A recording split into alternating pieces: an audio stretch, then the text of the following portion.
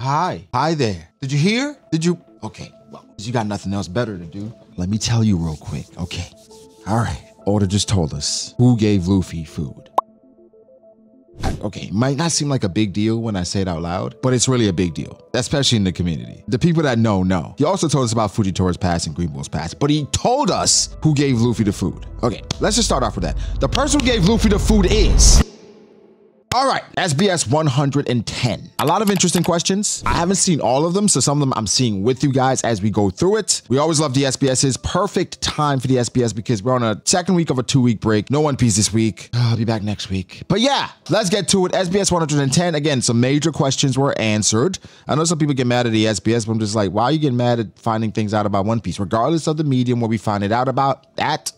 Yeah, it is what it is. And the thing is, bro, I understand the first time the SBS happens, the second time, the third time, maybe the fourth. It's SBS 110. Does that mean it's 110 SBSs? That's what it means, right? So yeah, let's talk about it. One Piece, SBS, let's go. So Oda starts, this is bad. A large insect just appeared. Well, the reader starts and says that. I'll roll it up and use it to smack it down. So please give me those manuscript papers you just wrote. Oda says, this is bad. Yes, please smack it quickly. Smack. Ah, that was close. Really?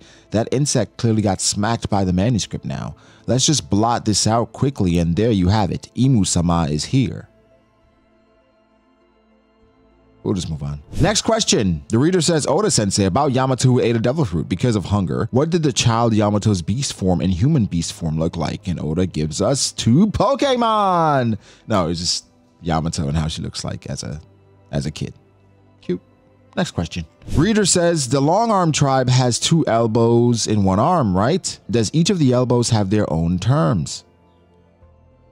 Who thinks of shit like this? Like, what are y'all talking about? And first off, I gotta say, our source for this SBS today is at Pew Piece. Pew always brings some good information in regards to the SBSs, so that's who we're using today. But back to the elbow question. It says, Oda says, wow, this is a wonderful question. I'm very moved. Yes, of course they have their own terms. The elbow closer to the hand is called the friend elbow. The elbow that's closer to the shoulder is called the love elbow. This seems to represent the emotional distance between you and your significant other.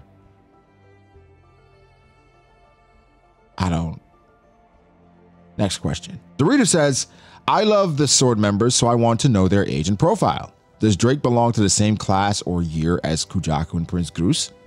Good question. Oda responds, it's difficult to point out what exactly you want to know about their profile is. But I can give out their ages and heights as such. For more detailed information, it's written on the Vivicard, One Piece Visual Dictionary. I won't say something mean as I want you to buy those, so I won't write it here on the SBS. But physically speaking, the information written there is much better. Don't get me wrong, since you've asked for it, I will answer. Here you go. And it has Drake is 33, former Rear Admiral. He just lists all the information that was in the SBS. Drake, former Rear Admiral. Kujaku's a Rear Admiral. She's 26. Drake is 33. Groose is 20. Whoa. Groose is a lot older than I thought. I mean, I guess he could still be one of those guys because I think he's going to be an admiral soon. But he is, am I looking at it correctly? He's 29. Okay, Kobe's of course 18, Hibari's 17, and Helmeppo's 22. Although Kujaku and Groose is a junior of Drake, but their relationship is already like the same class. Also, I've been asked many times if Groose is a prince from what country, but actually he wasn't. He's just a rich person. Okay, so, all right, Groose is 29, damn. I mean, 29 isn't old, but you know, people start approaching their primes at like, you know, around the 30s and so. He has a long way to go, right? But it's just, I did not know he has a more of a much younger vibe. I guess him being compared to Kobe doesn't really make sense at this point because like Kobe's 18, he's 11 years his senior. Jeez, that's a lot older, but I'm sure Oda did it for a reason because like you didn't have to make him that old because Groose feels like he's like 22. Either way, next question. What will happen to Jinbei after 20 and 40 years? Oda says Jinbei is 46 years old right now. So let's see what he'd be like in his 60s and 80s. So of course, the good and bad version is 60. That's enough. Don't go after them. We are all equals. At 80, you've grown so much. So that's him seeing Let's Spitball Momonosuke. Momonosuke is funny. Maybe Shirahoshi, somebody that's a kid that Jinbei was around. I don't know. Either way, at age 60, with the bad version, he says, I will kill all humans. Age 80, I will drag you down to the seafloor. So why do they all just like turn into ugly versions of themselves? Even the bad timeline. I'm like, you can be cute and be bad. Like, all right, next question. I've been counting certain words that Oda used in the SBS from volume 4 up to volume 106. Here's the result. Poop and poo 13 times. Big boo 19 times. Dong, etc. 36 times. What the heck exactly is the SBS? Oda says, okay, well, are you for real? I really didn't remember it too well. If there's anyone who said these, it's Sanada. My ideal SBS that I've thought of is like a quiet forest with sunlight filtering through the trees, a clean space filled with little birds and squirrels that's playing around. That's why. Please don't count these kind of things again anymore. Snapback. Oh, here's a postcard from a kid. The age is not written. Is it from a middle schooler? Well, then please ask your question. Oda Sensei in chapter 1045 of volume 103, Luffy used a technique called Gomu Gomu no Gigante. But how did his clothes and even his sandals got gigantic too? Please tell us. Oda says, okay, well, listen here. Yuma-kun, the name of the sender. If Luffy's clothes gets ripped off when he gigantifies, his dick's gonna come out. Yuma-kun. I'm gonna leave that one alone. Next question. Reader says, the suits that the 5 elders are always wearing, are they high-branded designer clothes? Is there a shop in Marijoa that specifically caters to them? Please tell us about the clothes designer. 2. Oda says, his name is Niorno Niarmani. I was about to say, this is clearly Giorgio Armani, a designer clothes specialist who hails, and it says a play on Giorgio Armani, a designer clothes specialist who hails from the Nagagutsu leather boots kingdom in East Blue. Only the 5 elders are allowed to wear his special clothes. Oda just made that up. Oda literally just made that shit up. Okay, now new info about the vice admirals who were in Egghead have been revealed. We're so excited. All right, so the reader says, Oda, yes, so among the 9 vice admirals that went to Egghead, there's one that looks similar to Rear Admiral Kadar, who appeared in the Fishman Island past flashback. Did he get promoted? Also, tell us the profiles of the other vice admirals as well. Oda says, you're referring to Hound, right? It's true that he looks like Kadar, but they are different persons. Please forgive me for the rough sketches, but with the exception of Vice Admiral Doberman, who was introduced in the past, here are the profiles of the other 8 Vice Admirals. So we have Pomsky. He ate the Rako no Mi, the otter fruit, became a sea otter human. He strikes a powerful attack with a seashell, okay? Then we have Doll. She's a martial artist with a rock and roll soul, okay? Tosa, he can bite with his hands. He's an Earth T-Fist style user. Tosa dog breed. Tosa is a Japanese fighting dog breed that Tosa's name is most likely based on, which follows the canine naming theme of some Vice Admirals. I guess the dog theme is like, you know. Either way, Vice Admiral Urban, he ate the Tutsu no Mi cannon fruit and became an artillery human. The top of his head can become a cannon. So a worse version of Baby Five's fruit, because he can only become a cannon. Vice Admiral Bluegrass, she ate the Nori no Mi. The ride fruit became a piloting human. She can turn any living thing or object within her hockey range into her vehicle. She's like an older sister to Great Staff Officer Suru. Oh, okay. She's an older sister. She's just not as legendary. So she's like the older sister is not as good.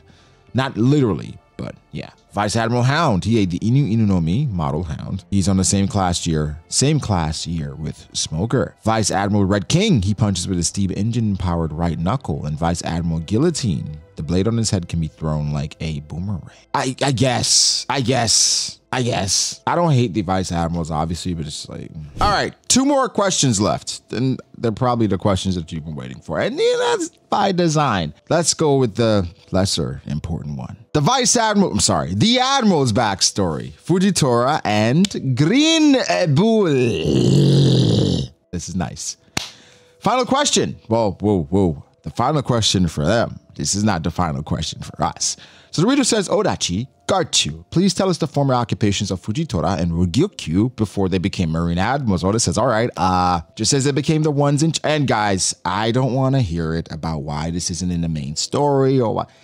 SBS 110. Just know this is going to happen. Accept it. Take it. Just move on. Either way, Oda says, all right, just as they became the ones in charge for the defense of affiliated nations to the world government through the system called the World Military Draft, these 2 were handpicked by the Marines. Okay, let's go through that one more time. It says, just as they became the ones in charge for the defense of affiliated nations to the world government through the system called the World Military Draft, these 2 were handpicked by the Marines. So Oda's like, oh, they got drafted. Ryukyu Aramaki, I don't know why that came out like that. Aramaki hails from the South Blue. He was a police officer from the Taya Kingdom and caused a great incident involving a woman and got thrown in prison. His reputation of possessing extraordinary strength reached the government. He got drafted into the Marines and immediately got a special promotion to Admiral. Greenbull was a regular police officer in the South Blue from the Taya Kingdom, and he caused a great incident involving a woman. I'm not even going to speculate what he did to this woman to get thrown in prison, because there's only... All right, anyway, we're not going there. But they're saying he was so strong, it reached the government, and they was like, all right, well, you were a criminal, but we need you as an admiral. You were a cop, though. Fujitora Isho hails from the West Blue. He incurred losses on a gambling house in Twin Stake Island, and the place he was working as a bodyguard was bought by the world government with a large sum of money. Isho was a former defense military chief in the Aoi Blue Kingdom that once existed in the Grand Line. The Aoi Kingdom was destroyed because of the war, and he became a significant war criminal. The world government will eventually be made aware of this fact. Well, that's how it goes. Well, okay. Whoa. Wait. Okay, this is actually insane. So Fujitora is not from Wano. He's from the West Blue. And he was gambling, working as a bodyguard. He was bought by the world government. And he was a former defense military chief in the Aoi in the Blue Kingdom that once existed in the Grand Line. The kingdom was destroyed because of war, and he became a significant war criminal. So he was fighting against the world government more than likely. And it says the world government will eventually be made aware of this fact, meaning they don't know yet. All right, so there's a lot of information that I need. That's crazy. I know for Greenbull's character, yeah, I'm sure what people are speculating what he could have done to get thrown in jail, but I know Greenbull's character is basically inspired by some Rakugo play, right? It's not, he didn't do that. He didn't do that. He didn't do what you guys is thinking, what I was thinking. He didn't do that. Okay, this backstory is a little weird, not gonna lie. The fact that the world government, how it's said, it's like the world government doesn't know yet. I'm not gonna speculate too much on that until we get more info. We're just gonna leave that there. Gonna leave that there. Just gonna leave that there. Wow, I'm taken aback. I gotta process this. So they're both criminals. Now, the question you've been waiting for. I feel like I need to delve more into the Greenbull and Fujitora thing. That's, wow. I might do a separate video on that, to be honest.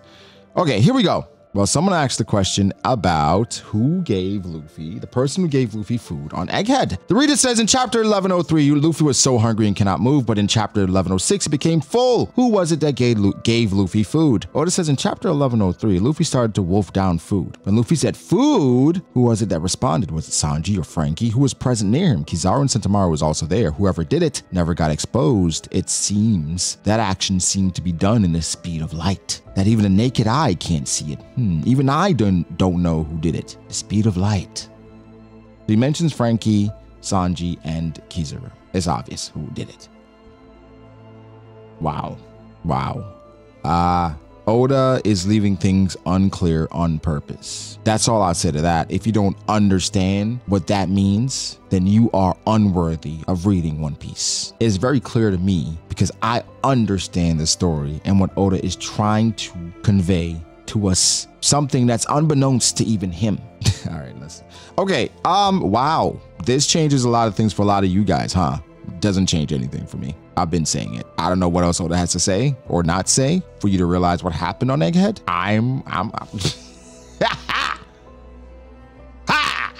That's it. That's the end of the SBS. I'm gonna delve deeper into specific topics here, even this one and the Greenbull and Fujitora one, because I think that's pretty important. It's pretty important. Because the backstories that I mentioned, what? This was an amazing SBS. I know people don't like them, but I enjoy them. This story is stuff outside of One Piece, about One Piece, outside of the story. Yes, they could be in the story, but Oda clearly has a method and a plan. I think Oda revealing something about Fujitora that the world government don't know about yet and saying that they will come to find out about this fact is crazy, but we'll talk about that. Guys, let me know your thoughts. For more stuff like this, like and subscribe, because we're not gonna stop. Lord Whitland. But yeah, take care, guys. Shout out to Pupies. Shout out to my patrons. I appreciate you guys so much. And this is brought to you because of viewers like you. Thank you. You guys watched like PBS Kids back in the day. All right, you guys take care. Peace.